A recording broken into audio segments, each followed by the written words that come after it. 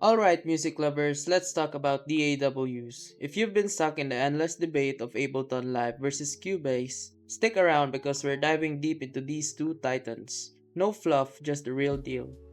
Imagine this, you're in the middle of a creative burst, and your DAW decides to join the party or just get in the way. Which one will make you the rockstar of your own music production? Let's find out. First up, Ableton Live.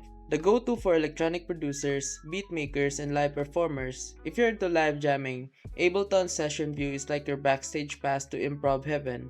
It's perfect for quickly testing ideas and jamming live. Add the Capture MIDI feature and you're not losing that lightning in a bottle idea you played, whether or not you hit record. But if you're a composer or studio wizard, then Cubase might just be your best friend. It's built for precision. MIDI expression in Cubase, it's next level, with per note articulation and chord harmonization that could turn your piece into a symphony without breaking a sweat.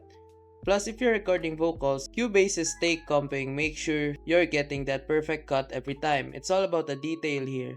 So who should grab which? If you love creating on the fly, Ableton's got your back. But if you need serious studio grade power and top tier mixing, Cubase is your weapon.